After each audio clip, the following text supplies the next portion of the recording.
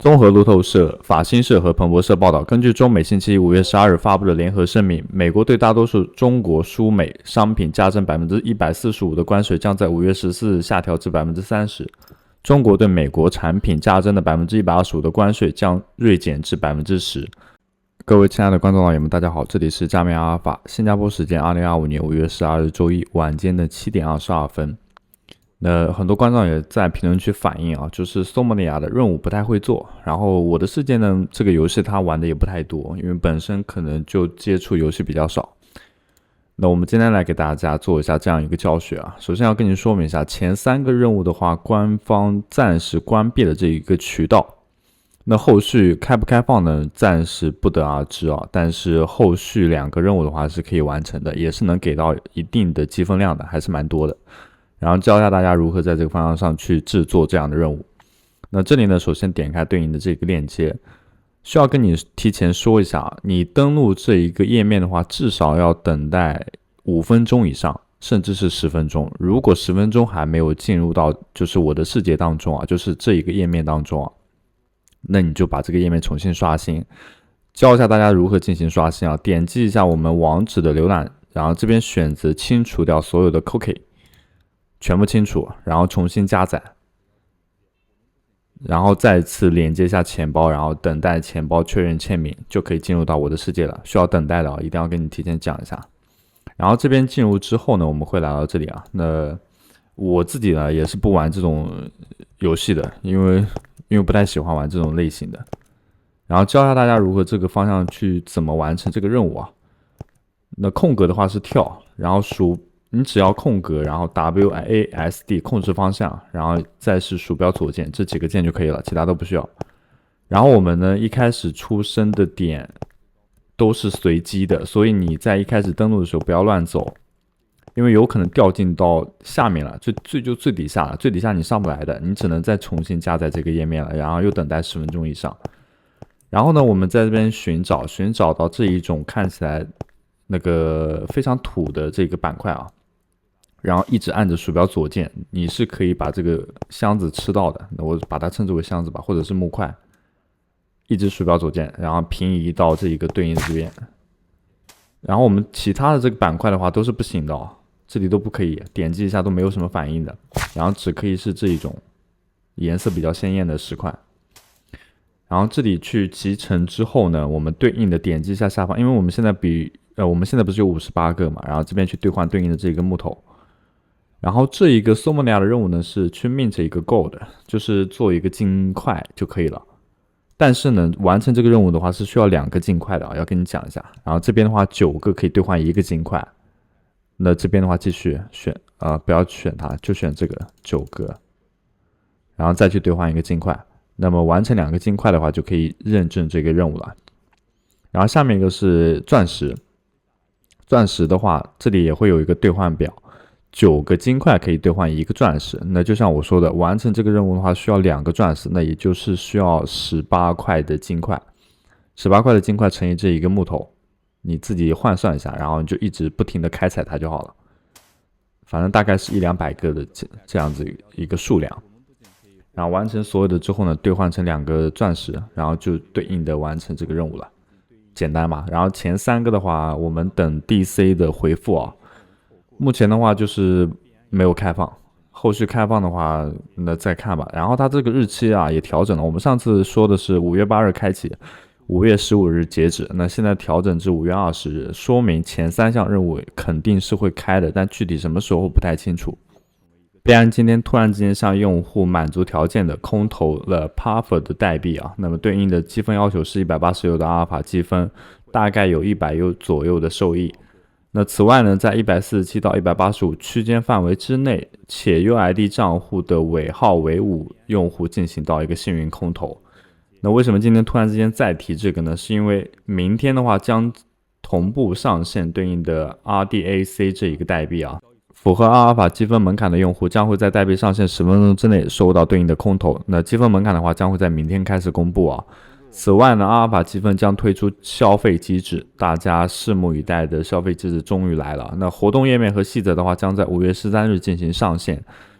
不过幸运的是啊，该积分消费机制的话不适用于今天我们刚刚说到的 RDAC 的这一个代币，意思就是说明天的话，只要你满足对应的积分门槛，就会收到对应的空投。那除此之外呢，5月15日将会上线一个 NXPC， 那这一个代币的话，它就开始要有具体的要求了。首先你得符合对应的阿尔法积分，那其次呢，你领取这个空投的话，就要开始消耗你的积分了。明天很有可能是积分化时的一天，收回阿尔法积分上。那今天的阿尔法分数高达186，值得注意的是，15天的周期已到。现在我们要陈述的是周期第一天所要扣除的费用，分数。有些观众老爷是每一天都刷15分以上的，你需要保持，甚至是要超过。意思就是说，你的交易量必须要往上走，应对新政策、新措施，你只有不停的去刷。那今天给大家介绍这个币安阿尔法的积分计算器啊。那首先这边会看到有一个目标积分啊，比如说我们这15天当中需要刷多少分，250，那250不好听，我们就多加一个1嘛，251。然后交易所的余额是交易所加上我们币安无私钥钱包的余额，一共是就加起来的计算额度。比方说我们在这个区间范围之内，也就是2个积分，然后1天，然后这边我们只刷 BSC 链，其他链你就不要碰了。BSC 链的话也已经说过了，它已经降了10%，就现在已经是 gas 降了很低了。那所以刷它的话是最划算的了，你也不要在乎那些gas 的损耗或者是其他磨损量了，不要在乎这个东西了。然后这边的话会选取一个刷分的模式，点击一下，然后每次单刷一次的金额，意思就是说你每次交易的金额，如果我们本身账户余额不多的情况下，比方说在这里我们账户当中可用余额只有300，那这里的话就输入对应的300，然后去进行一下计算，大概它会提醒你一共要刷多少次，然后才可以满足这个对应的分数。然后这里呢也会有一个交易额与积分的对照表，个人认为的话也可以在这个方向上进行一下参考。那么以上就是关于到这个币安阿尔法积分的教程，那接下来我们开始演示了。也是一样的，打开我们的币安 APP， 选择我们的交易所。那这里呢，很多观众也会说，我们的 Web3 钱包不是也可以吗？也可以的，但我们一般以交易平台为主了。选择行情，然后这边有个阿尔法板块，那今天只刷 BSL， 其他的话碰都不要碰。然后这里呢，一定要选择成交额比较大的，因为大的话，就交易不会出现任何的，也不是说不会出现任何的，就是说它相对来说交易的成功率会很高。一般不会就是被假或者是交易失败的情况。那这里呢，我们选择一下进行交易，然后这边输入具体的金额。那我这边的话输入513，因为我们都知道512是2的9次方嘛，刚好可以得到9的积分啊。然后 BSC 链的话又乘以2倍，所以是相当于是单一次的话是在刷1024的这个分数。然后呢，不要尝试卡点，这里所以我会输入513而不是512。然后这里呢，去进行到兑换，金额一定要无限趋近于513，最好是大于513才可以进行交易啊。所以我们不停的去进行刷新，然后这边优先的模式也要去更改一下，将这里的自定义，然后滑点的话改成 0.1， 那或者 0.2 也可以啊。0.1 的话也会出现失败的情况，要跟你讲一下。然后选择正常，然后去进行到一个交互就好了，就是不停的刷新，直到这个金额无限趋近于513。那我演示的话，我就不跟大家讲这么多了，我们就刷到差不多的价格，然后直接去进行下单就好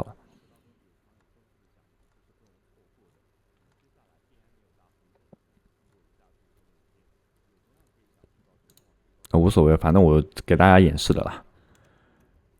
然后这里的话，我们是用了513啊，看一下回来能回多少。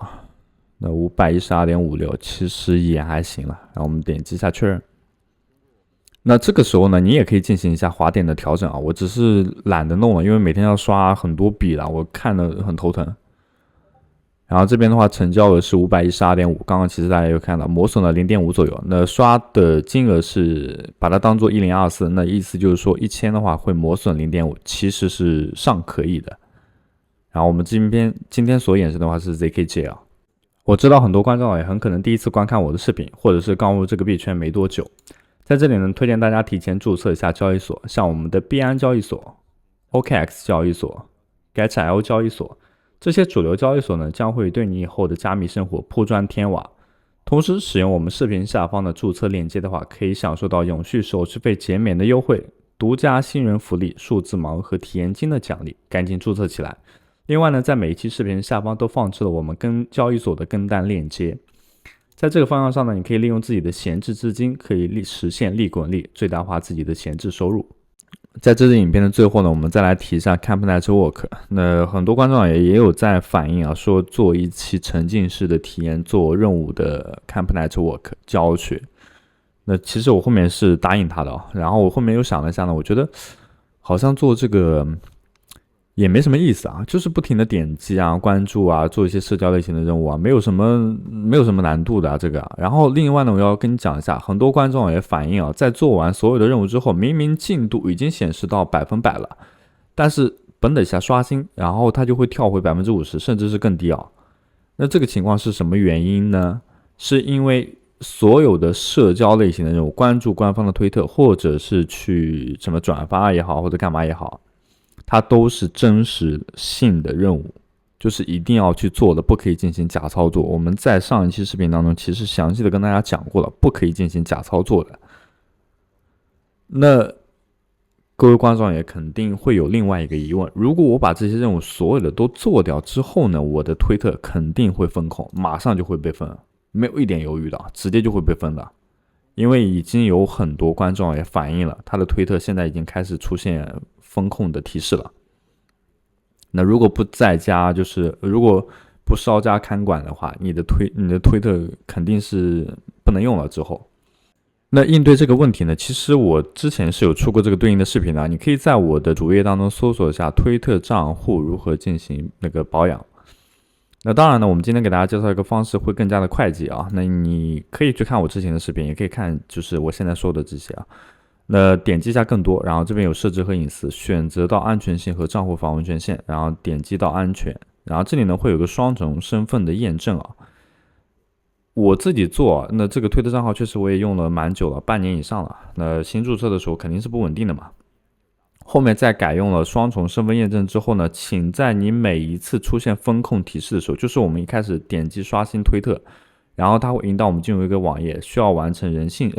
机证明他说你的推特现在可以恢复使用了，这样的一个页面之后呢，请马上第一时间更改掉你的密码，然后暂时性的不要去用这个账号做任何的操作，比如说回帖、关注或者是收藏等等的，就不要动它。然后过一段时间之后呢，它就会好。那这个推特账号到目前为止已经有2到3次出现，就是需要完成那个证明，就是那个人机认证，然后它才可以使用。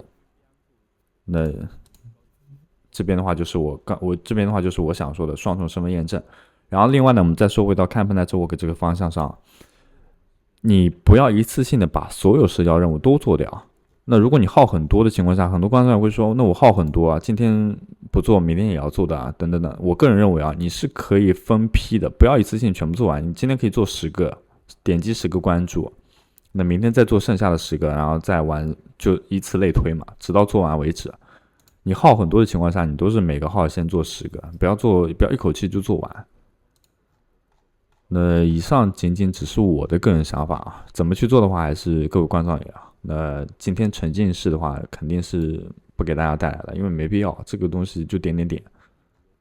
然后任何有关联的问题的话，我们其实有做过相关联的文档的。你在这个方向上，然后如果有遇到问题的话，这里都会有解答的，你直接照做就好了，没有什么难度的。那么以上就是本期视频的所有内容，非常感谢您的收听和收看，我们下期视频再见。